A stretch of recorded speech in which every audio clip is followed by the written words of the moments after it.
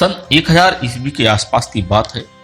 बुखारा में उस समय सुल्तान अब्न मंसूर का राज्य था। भोग विलास और ऐशो आराम के जीवन ने उनके स्वास्थ्य को बड़ी बुरी तरह झकझोर कर रख दिया। सुल्तान एक भयंकर रोग का शिकार हो गया और मरणासन स्थिति में आ गया। चारों ओर नजरें दौड़ाई गईं, चिकित्सक बुलाए गए, परंतु कोई भी औषधि काम नहीं करती दिखाई दे रही थी। लगता था कि सुल्तान बच नहीं सकेगा। मुल्ला और मौलवी अंतिम समय में अदा किए जाने वाले रस्म रिवाजों की व्यवस्था तैयारी कर रहे थे।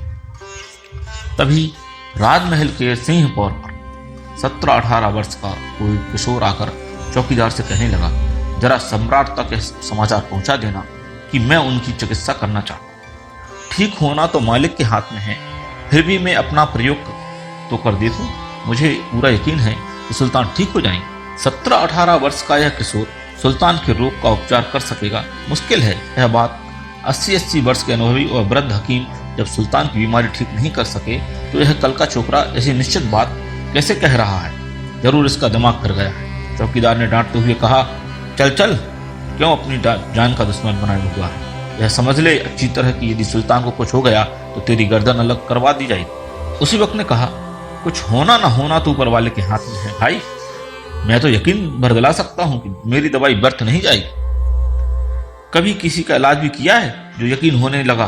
तुझे और हमें क्या बेवकूफ समझ रखा है कि हम इतनी आसानी से तुझ जैसे गैर दुर्व्यकार को सुल्तान तक पहुंचने देंगे? अर्दली अपनी बात पर अड़ा हुआ मालूम देता था और आगंतुक किशोर इन लोगों की कमजोरियों को अच्छी तरह जानता था। उसने जेब में हाथ डाला और एक सिक्का निकालकर देते हुए कहने लगा, कौन जाने मेरे दोस्त, मेरा इलाज सुल्तान को एकदम ठीक कर दे। तुम लोग अपनी जिद पर क्यों अड़े हुए हो? जाओ और जरा पूछ कर तो आओ। सिक्के ने सचमुच जादू का सा काम किया। एक अर्दली दौड़ता हुआ अंदर गया और कुछ ही मिनटों के बाद वापस लौटा तो उसकी मुख मुद्रा पर स्वीकृति की सूचना झांक रही थी।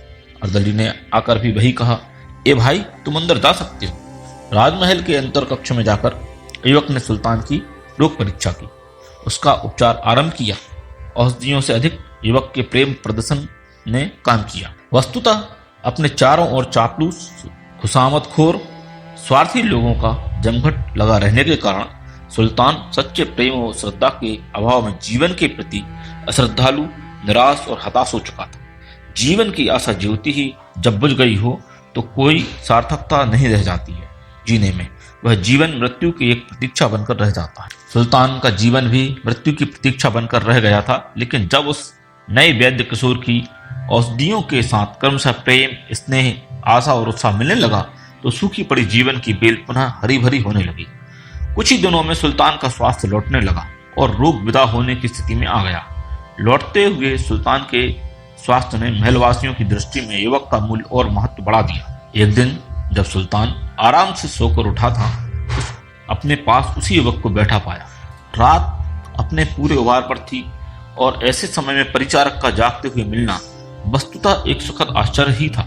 कृतज्ञता से भर उठा सुल्तान और उसने पहला प्रश्न किया, आप कौन हैं? मैं आपका एक अदनासा सेवक हूँ। सुल्तान का तात्पर्य कुछ और ही था। वह अभी तक अपने वैद्य का परिचय नहीं जान पाया था और युवक का उत्तर उसका अपना परिचय नहीं था। इसलिए और अधिक स्पष्टता से सुल्तान ने पूछा, मेरा मतलब है आपका परिचय प्राप्त करना। मैं आपको अभी तक नहीं जान पाया हूँ कि आप किनके साहबजादे हैं। मैं अब्द अल्लाह का बेटा हूँ और मेरा नाम औवानी इब्ने शना है। अच्छा, सुल्तान ने अपनी स्मृति पर जोर डालते हुए कहा, वही इब्ने शना जिन्होंने कम उम्र में ही गणित, दर्शन और हकीमी में काबिलियत बना ली है। इब्ने शना की आंखें अपनी प्रशंसा होते देख शर्म से झुक गईं। सुल्तान और अधिक कृतज्ञता दर्शाते हुए कहने लगा, अब आप भी मुझे उपकार का थोड़ा प्रतिदान करने का मौका दें। सुबह तक आप भली भांति विचार कर लें और अपनी मनपसंद वस्तु का नाम उससे कह दें। वह चाहे जो भी हो, मैं उसे अवश्य दे दूंगा। आपने मुझे मेरी दुनिया की अनमोल चीज दी है, जीवन। नहीं, इब्ने सिना ने कहा, मैंने प्रत्युपकार के लिए यह सब नहीं किया था। आपके हाथों हमारे देश का भविष्य है, इसलिए आपके स्वास्थ्य की चिंता करना मैंने अपना कर्तव्य समझा और उसका ही पालन किया। सुल्तान बोला, मैं आपकी भावनाओं को समझता हूँ। मैं जानता हूँ कि आपने यह कार्य प्रत्युपकार के लिए नहीं किया था, फिर भी आपकी सेवा का जो गहन भार मेरे ऊपर है उसे थोड़ा हल्का करने के लिए यह है। ठीक है, सुल्तान की भावनाओं का ख्याल कर इब्ने सिना ने कहा, अन्यथा व्यक्तिगत रूप से उन्हें अपने लिए कुछ प्राप्त करने की तनक भी आकांक्षा नहीं थी। सुबह सुल्तान ने दरबार में आने की घोषणा करवा दी। अब वह इस योग्य हो गया था कि धीरे धीरे सामान्य दिनचर्या बना सके। उस रोज दरबार में सम्राट को स्वास्थ्य लाभ के लिए बधाइयां देने वालों का तांता सा लग गया। सामान्य कर्मचारी से लेकर जनप्रतिनिधि और उच्च अधिकारियों तक ने सम्राट के लिए प्रभु से दुआ मांगी।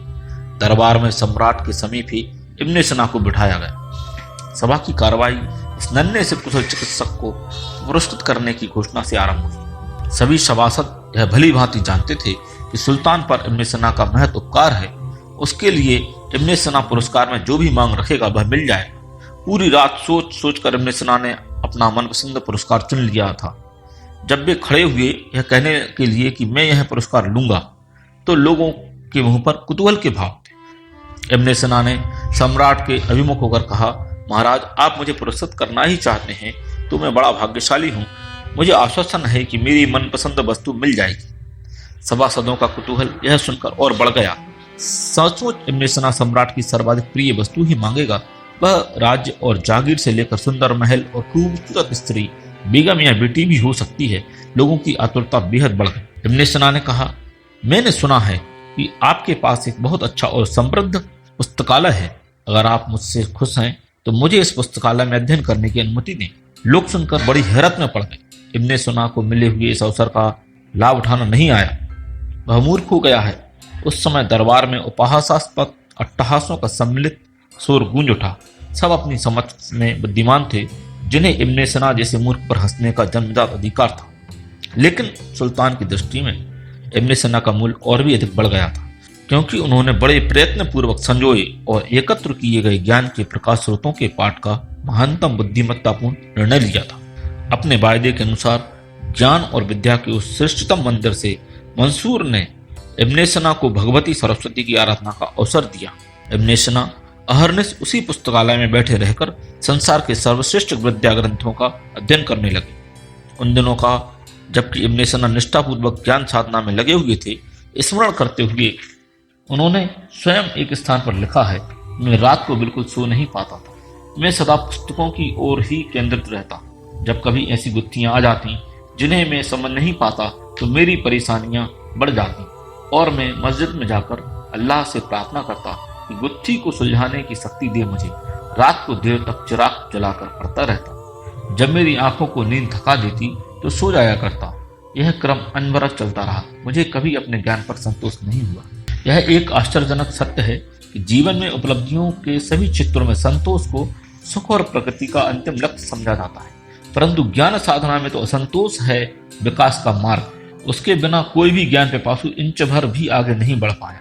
इब्ने सिना को आजीवन अपने संतोषी रहा। परिणाम स्वरूप वे वृद्धावस्था में भी पुस्तकों के लिए यत्र तत्र भटकते रहे और खुशामद करते रहे। उन लोगों की जिनके पास उनकी मनचाही पुस्तक मिली, आजीवन अतृप्त रहने वाली यह ज्ञान पिपासा उन्हें अपने परिवार से विरासत के रूप में मिली थी। उनके पिता के पास भी सैकड़ों दुर्लभ ग्रंथ थे और वे स्वयं उन ग्रंथों का स्वाध्याय करते रहते। रात में जब से इब्ने सिना की आंख खुलती तो वे पुस्तकों के ढेर के बीच चिराग की रोशनी में झुके हुए अध्ययन करते, अपने पिता को देखते। इसी प्रेरक परिवेश ने इब्ने सिना को ज्ञान साधना के पथ पर आरूढ़ कर दिया। युवावस्था तक तो उन्होंने तर्कशास्त्र, विज्ञान, गणित और चिकित्सा के विषयों का आधिकारिक ज्ञान प्राप्त कर लिया था। अब्न मंसूर के ग्रंथालय में उन्होंने अबू नब्र अल फराबी नामक दार्शनिक ग्रंथ पढ़ा। फिर वे आध्यात्मिक विज्ञान की ओर आकृष्ट हुए। इसके बाद तो उन्होंने विख्यात दार्शनिक अरस्तु के भी कई अन्य ग्रंथों का 20 बार अध्ययन कर डाला। सन 1012 ईस्वी में उनके पिता का देहांत हो गया। अब उनकी परीक्षा का समय आया। अभी तक तो उनके और परिवार के निर्वाह का दायित्व पिता संभाल रहे थे, इसलिए ज्ञान साधना में कोई अवरोध नहीं आ पाया था। लेकिन पिता का देहांत हो जाने से ज्ञान साधना में बड़ा भारी व्यतिक्रम उपस्थित हुआ। परिवार की जीविका के लिए भी उन्हें ही चिंतित होना पड़ा। दुनियादारी के क्षेत्र में उनका अनुभव नहीं के बराबर था, सो मुश्किलें आना स्वाभाविक ही था। लेकिन इब्ने सिना तो जीवन में प्राण फूंकने वाली संजीवनी के सानिध्य में रह चुके थे। वहां घबराने या चिंतित होने की क्या आवश्यकता। निर्विकार और अविक्षित चित्त से वे जीविका की तलाश के साथ नियमित ज्ञान साधना भी करते रहे। परिवार को उन दिनों बड़े दुर्दिन देखने पड़े। इब्ने सिना उतना ध्यान जीविका की तलाश में नहीं दे पाते थे जितना कि देना चाहिए। उनका अधिकांश ध्यान पढ़ने लिखने की ओर ही रहता। सुल्तान अब्न मंसूर को उनकी इस स्थिति का पता चला तो उसने इब्ने सिना को बुलाकर एक उच्च पद पर नियुक्त कर दिया। स्वाभाविक ही ज्ञान और विद्या की संपदा ने उनकी प्रतिष्ठा को बढ़ाया, लेकिन पुराने लंबे समय से काम करते चले आ रहे ईर्ष्यालु अधिकारियों को यह नहीं भाया। उन लोगों ने इब्ने सिना के विरुद्ध मनगढ़ंत दोष लगाना शुरू किए। अपने प्रति अनर्गल प्रचार को वे सह ना सके और ना ही उन्होंने स्वयं को ऐसी स्थिति में रह सकने योग्य पाया। पता चलते ही सिना ने उच्च पद से त्यागपत्र दे दिया और गुरगंज चले गए।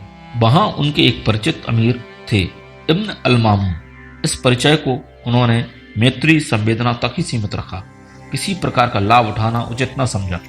उन्होंने वहां वकालत करना आरंभ किया, लेकिन वे इस धंधे में नहीं रह सके। इसका कारण था उनका आदर्शनिष्ठ व्यक्तित्व। वे वकालत के पेशे में केवल उन्हीं लोगों की पैरवी करते थे जिनका पक्ष सत्य और न्याय का हो। वे झूठे मुकदमे नहीं लेते थे। अदालतों में तो झूठे लोग ही अच्छा वकील ढूंढते हैं। इब्ने सिना के पास योग्यता थी, प्रतिभा थी और इन सबसे भी अधिक थी सिद्धांतों के प्रति निष्ठा। परिणाम स्वरूप वे सफल न हो सके वकालत के धंधे में और इब्ने सिना को फिर रोजी रोटी की तलाश में इधर उधर भटकना पड़ा। उन्होंने परिवार को साथ लेकर दर दर की ठोकरें खाई। भटकते भटकते वे जुर्जान शहर पहुंचे। वहां का राजकुमार असाध्य रोग का शिकार बना हुआ था।